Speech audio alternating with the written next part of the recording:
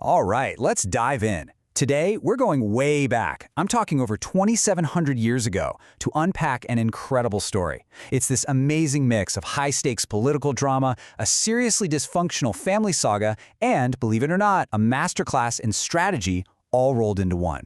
Let's get into it. I know, it sounds a little out there, right? How could a family be from 722 BCE have anything to teach us about being a leader today? But trust me, this story about Duke Zhuang of Zheng and his brother Duan is absolutely packed with lessons on power, patience, and politics that are, well, they're shockingly relevant. So let's see if we can connect the dots. So, before we can even get to the grand strategy, you gotta understand the family at the heart of this thing. Because this wasn't just some political power struggle. No, this whole conflict was born from this deep personal resentment simmering right at the core of the ruling family.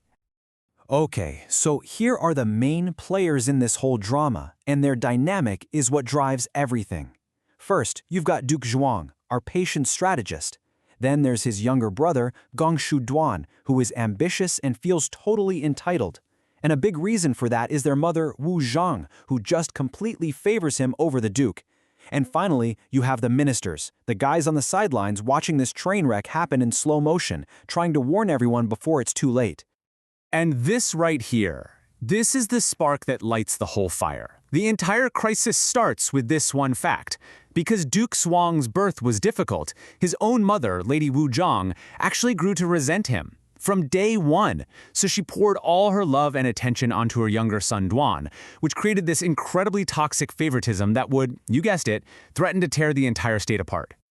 So think about it. You've got your own mother actively working against you, and your brother's ambition is just growing bigger by the day?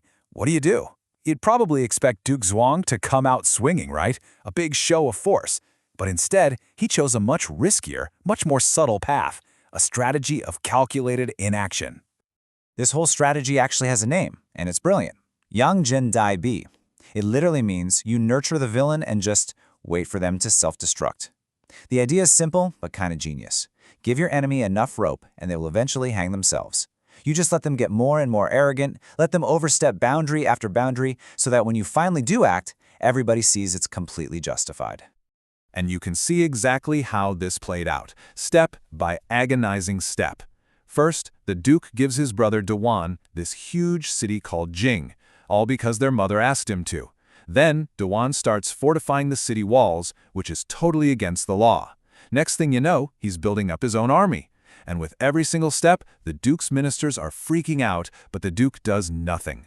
Finally, Duan gets so bold, thinking his brother is weak, that he plots a surprise attack on the capital, with his mom's help. The trap is officially set. And this quote, man, it just perfectly captures his whole mindset. See, his patience wasn't a sign of weakness, it was his greatest weapon. He basically tells his worried advisors, look, anyone who does this much shady stuff is bound to fail. Just wait and see. He was biding his time, waiting for that one perfect moment to strike, a moment when his brother's guilt would be crystal clear to everyone. Okay, so here we are. The tipping point. The villain has been nurtured, the trap has been sprung, and now all that patience, it gives way to swift, decisive, and brutal action. The second the Duke gets word of the exact date of the attack, boom, no hesitation. The action is immediate and just overwhelming. He sends out an army. Duan's supporters in the capital are totally caught off guard, and his brother is crushed in a battle at a place called Yan. I mean, after years of waiting, the entire rebellion is put down in an instant. The strategy? It worked perfectly. But winning the battle, well, that came at a huge personal cost. Absolutely furious with his mother's betrayal, Duke Zhuang makes this incredibly solemn oath.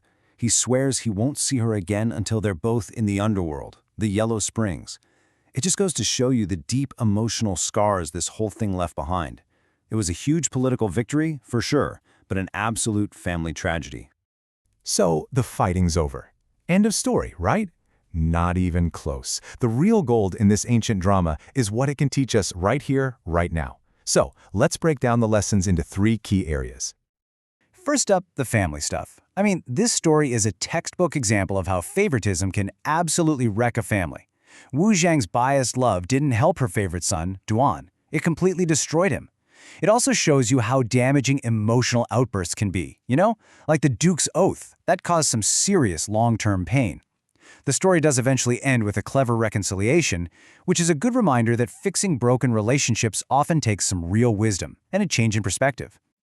Okay, now let's talk leadership, because this is like a masterclass. First, you've got strategic patience, knowing exactly when to wait and when to act. Second, the importance of rules. The Duke could only make his move because his brother so clearly and publicly broke the rules, which gave him all the justification he needed. And finally, decisive action. When the moment came, he didn't flinch. He acted with total, overwhelming force. And finally, let's get into the nitty-gritty of pure power politics. This story shows why you have to set clear boundaries. Giving Duan that oversized city was a direct threat from the start.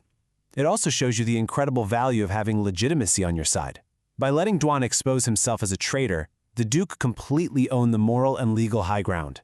But here's the final twist. Historians actually criticize the Duke for letting things get so out of hand. And that teaches us something huge. Even the winners are judged on whether they could have prevented the crisis in the first place, not just on winning it. And that's where the story leaves us. Duke Zhuang won. He secured his power, he protected his state, and he proved he was a brilliant strategist. But he was also seen as a failure in his duties as a son and as an older brother. So it leaves us with this really powerful question to think about. Where do we draw the line between a brilliant strategist and a ruthless leader? And is it even possible to win the game of power without losing a piece of your own humanity along the way?